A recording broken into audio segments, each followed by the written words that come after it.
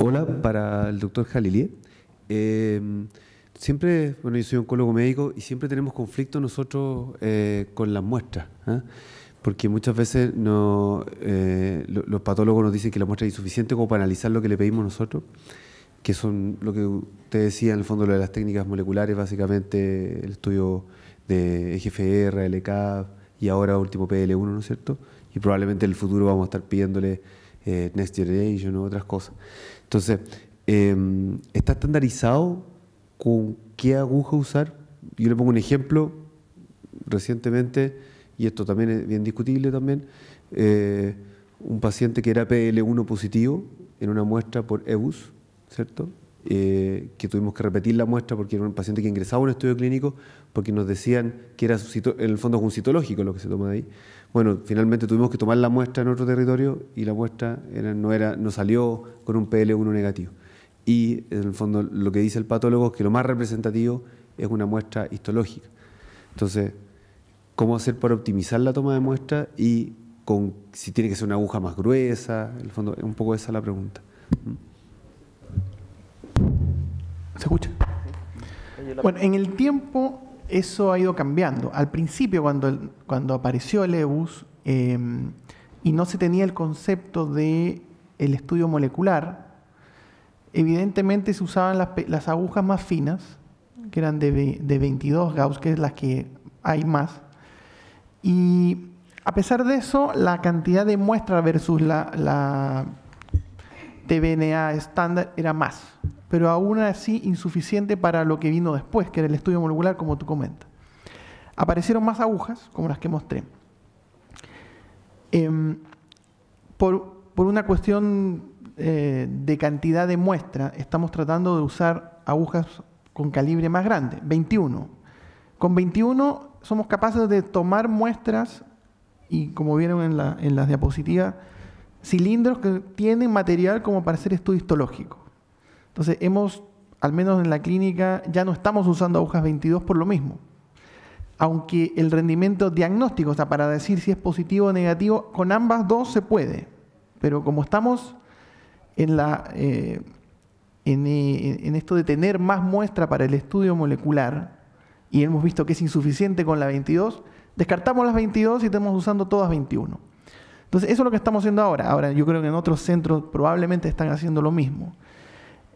Para linfoma, por ejemplo, estamos tratando de aumentar el número de pases y un número de cilindros, porque hay muestra que se manda a citometría de flujo, hay muestra que tal vez cuando uno tiene ganglios sospechosos y hemos visto mucha tuberculosis, mandamos para estudio molecular para tuberculosis. Entonces, lo que hemos hecho es mejorar el lumen de la aguja, o sea, tener agujas 21 y tener más número de pases por ganglio, para tener más muestras y así tener el estudio completo. Eso es lo que hemos hecho ahora último.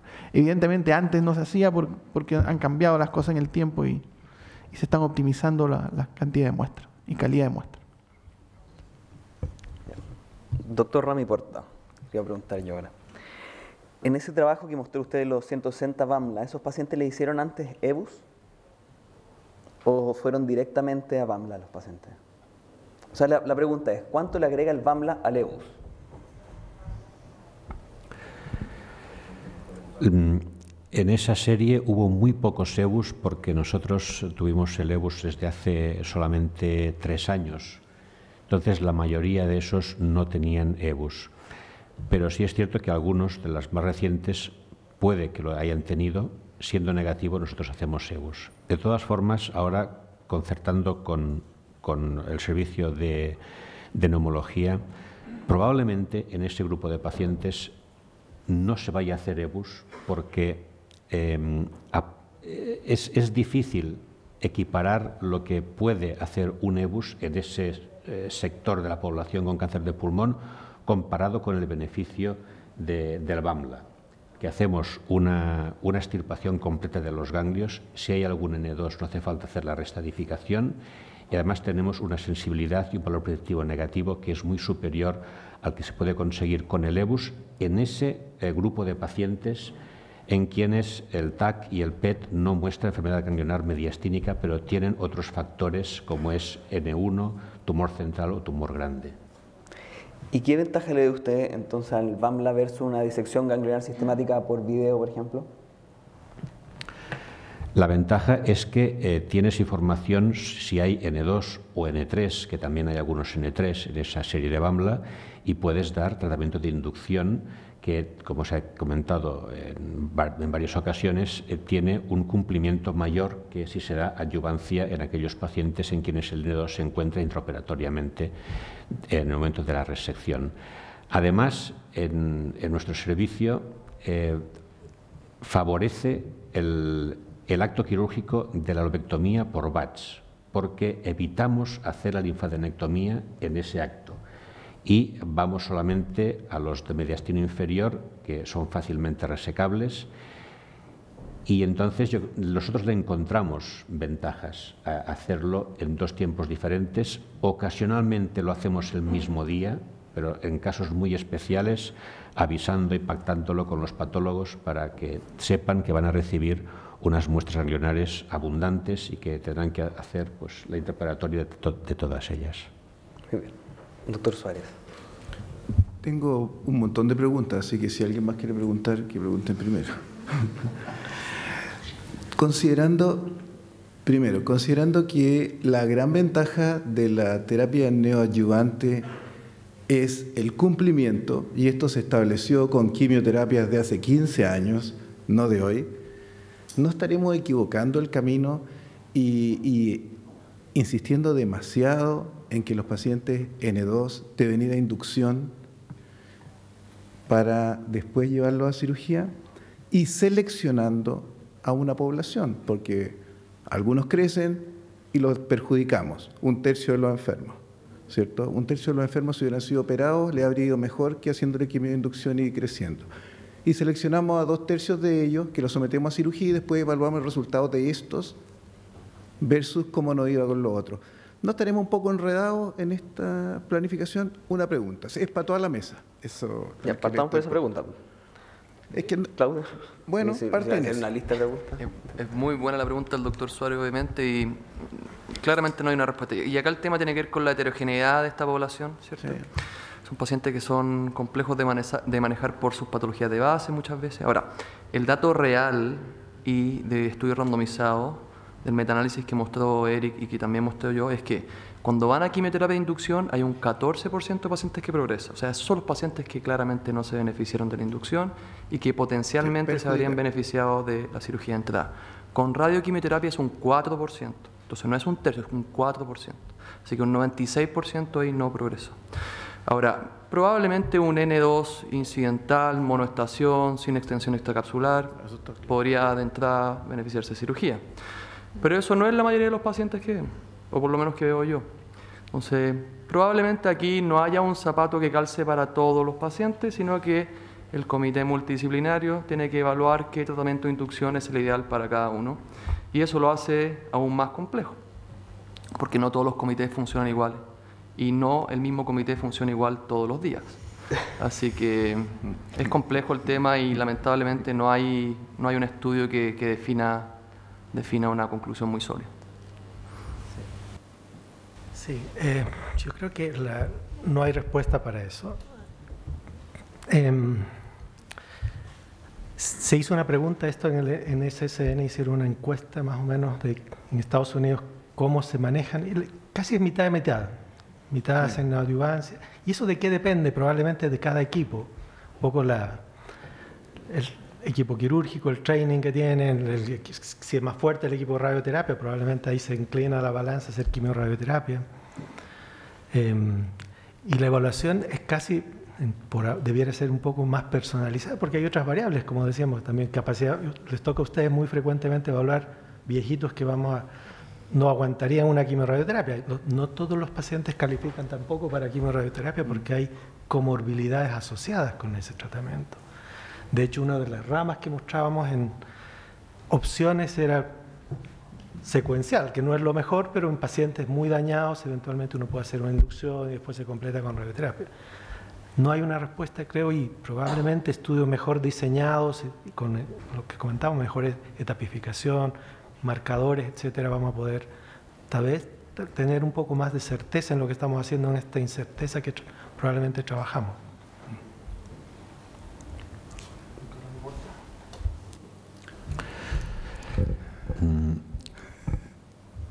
Nosotros, desde que empezamos la práctica en el Hospital Mutua de Tarrasa, excluimos siempre el N2 de la cirugía y lo seguimos excluyendo. Lo que pasa es que ahora tenemos otras formas de hacer.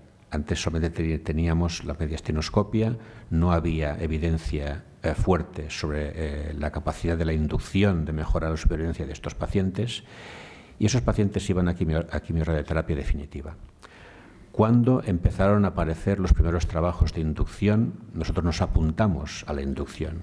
Iniciamos con la quimioterapia de aquella época, que era el MIC, ascendiendo los trabajos de Rosell y de Roth, y encontramos que algunos pacientes, pues, después de la quimioterapia, ya no tenían N2, por tanto los podíamos operar y los operábamos, con una elevada mortalidad postoperatoria por la mitomicina. Luego eso cambió, aprendimos rápido, se cambió el protocolo. Y luego algunos pacientes, cuando hacíamos la remediastinoscopia en aquella época, seguían teniendo el N2 y los descartábamos de cirugía. Iban a oncología y el oncólogo les daba la quimio y la radioterapia. Y en algunos casos nos volvían a comentar, mira, ha habido una gran respuesta después de esta segunda tanda de tratamiento, ¿por qué no lo reevaluáis? Y algunos de esos pacientes tenían una tercera mediastinoscopia que algunos y eran negativas. Entonces nosotros pensamos en decir, bueno, vamos a hacer el tratamiento completo ya de entrada, vamos a hacer la quimio-radio, se reevalúa después y se decide si va a cirugía o no. Y empezamos con lo clásico, los 45 Grays, que luego fuimos ampliando a 60 porque pasaba lo mismo. Algunos con 45 Grays seguían teniendo N2, pero no con 60. Por tanto, lo que hacemos ahora es quimio-radio de inducción con una media de 60 Grays. Pero ahora tenemos otro problema que quisiera quizá compartir con el radioterapeuta. Cuando hacemos el BAMBLA, no queda tejido ganglionar en mediastino ni grasa, encontramos un N2 que es pequeño, normalmente son estación única, intracapsular. En este sentido nos planteamos con los radioterapeutas si es realmente necesario dar la radioterapia en mediastino. Nosotros en la mayoría de los casos las seguimos dando, pero hemos tenido 2 casos de esofagitis, digamos, molesta, que ha complicado un poco el tratamiento, que ha retrasado un poco la cirugía, porque hay menos tejido, entonces posiblemente la toxicidad sobre el esófago sea mayor, y esto no lo habíamos visto antes.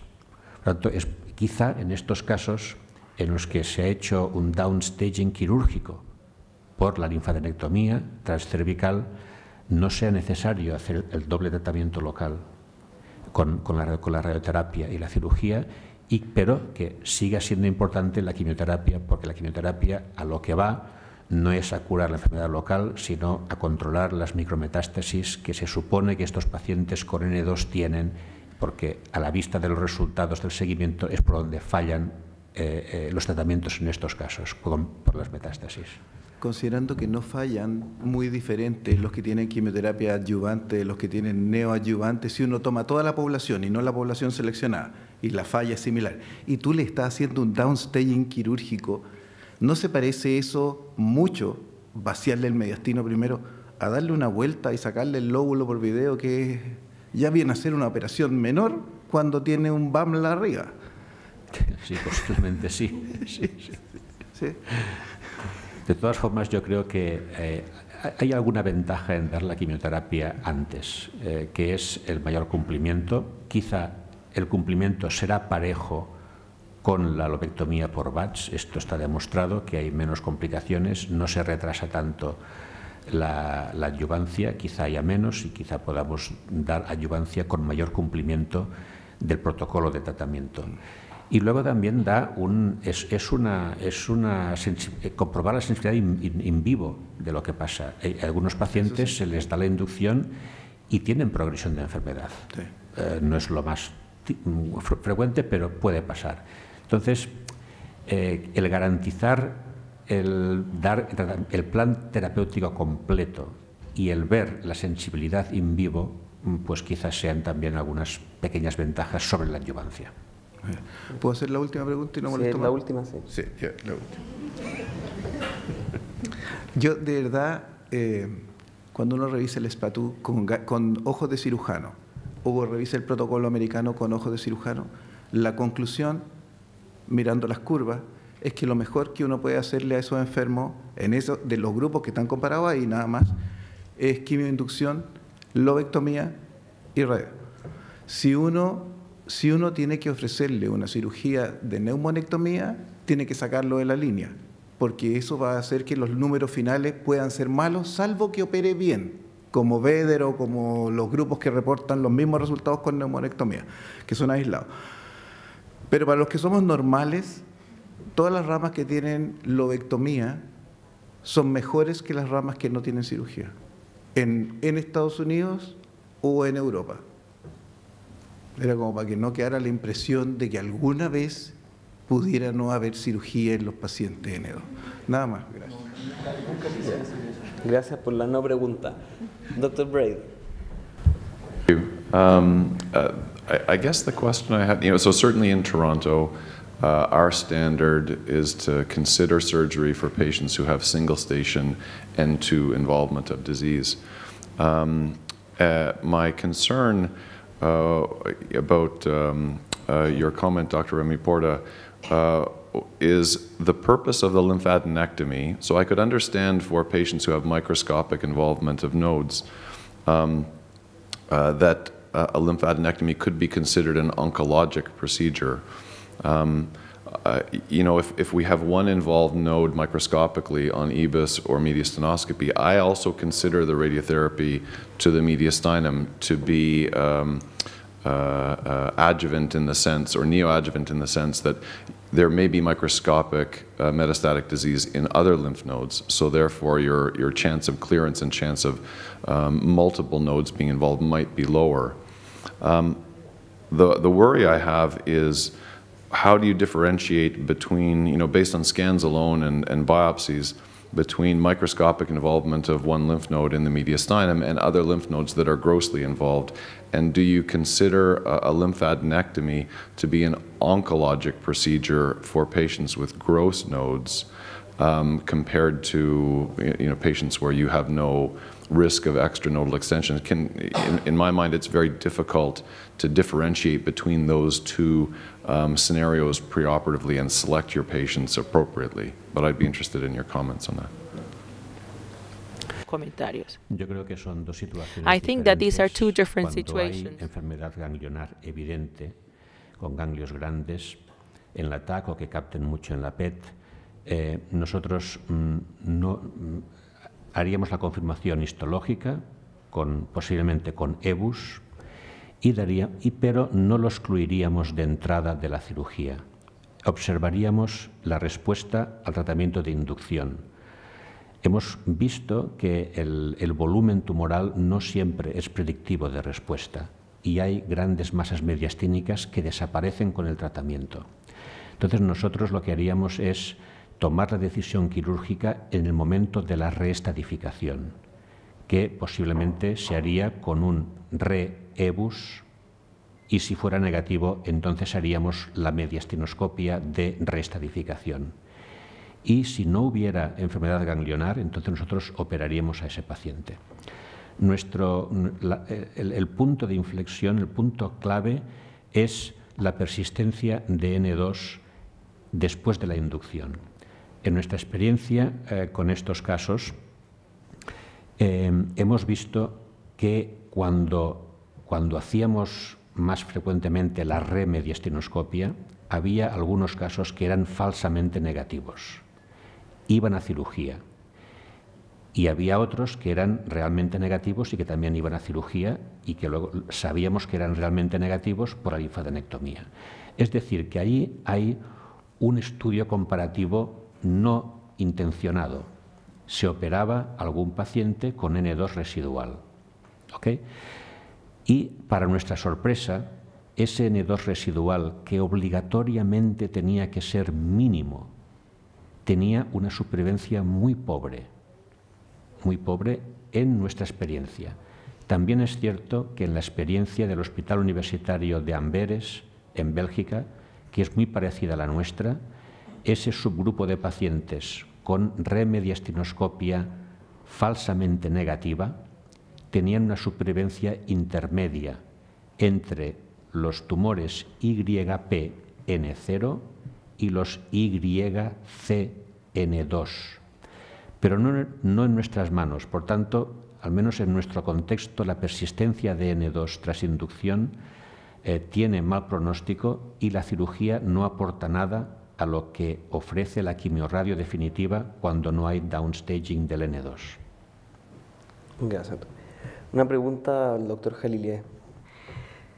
Presentaste la elastografía con buen valor predictivo negativo. Ahora me llama la atención porque siempre se está bajando como el listón en este tipo de procedimientos. O sea, la elastografía la estamos comparando con el EBUS. El EBUS lo comparamos con el EBUS-EUS. El EBUS lo comparamos con la mediastinoscopía. La mediastinoscopía con el VAMLA y el VAMLA con la disección ganglionar sistemática. Entonces, para uno poder decir que un procedimiento tiene efectivamente un valor predictivo negativo, lo tiene que comparar con el gold standard, no con las 5 etapas que ha pasado que tienen alrededor del 95%. Porque si uno va el 95%, el 95%, el 95%, el 95%, al final la elastografía no es tan predictiva como pareciera. No sé qué opinas tú. La elastografía no es que se compare, sino que es una herramienta de imagen durante el procedimiento que te puede predecir mejor las características del ganglio. Evidentemente que bajo el ojo de la experiencia del broncoscopista, que ha visto, me imagino, muchos ganglios de acuerdo a las características de forma, tamaño, ecogenicidad, bordes, Doppler, si además le agregas la elastografía, pero no como un examen aparte, sino como parte en vez de la histología. Parte de, te da, creo yo, una mayor información para poder hacer la punción de un ganglio que, por ejemplo, un staging mediastínico completo con EBUS te puede durar más de 1 hora, hora y media. Y lo que están tratando de hacer en los estudios nuevos es que con la elastografía para ganglios más pequeños, que en el PET no son positivos y que por características ecográficas y elastográficas no parecen, es no pincharlos o no puncionarlos. Lo importante es que eso lo comparen con la linfadenectomía y no con su mismo EBUS. Claro. Sí, no, se comparan así después. Ya. Por eso, subetificado, ese es el problema.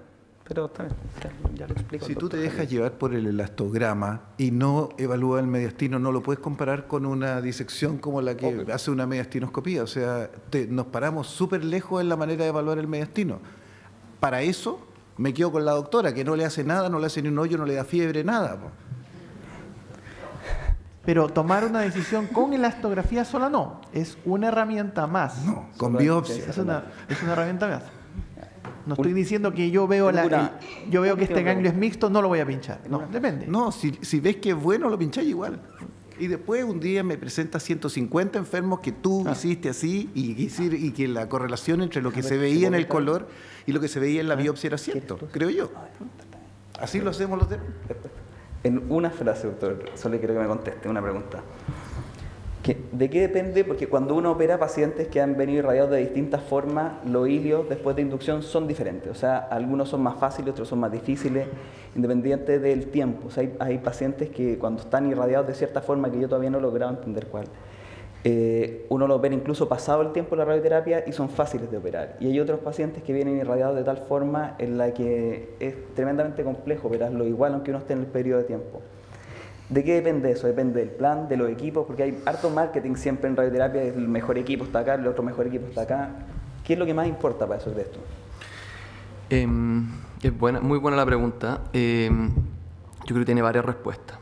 Primera respuesta es, obviamente, que tiene que ver con el equipo que define el tratamiento, que entre haya mayor precisión y menor exposición de tejidos sanos a la radiación, la fibrosis del hilo contralateral o del resto del mediastino va a ser menor.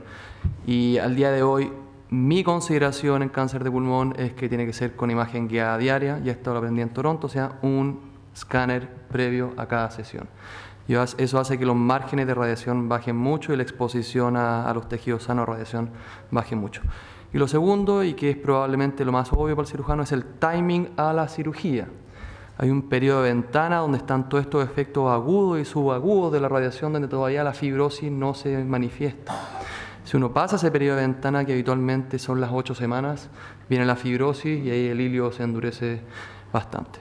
Ahora, me pareció súper interesante lo que dijo el profesor Rami Porta y es parecido a lo que se hace en Toronto y lo que hacía el profesor Braden Princess Margaret, que es básicamente no hacer una inducción incompleta, sino que terminar los 60 Gray y luego reevaluar la posibilidad quirúrgica.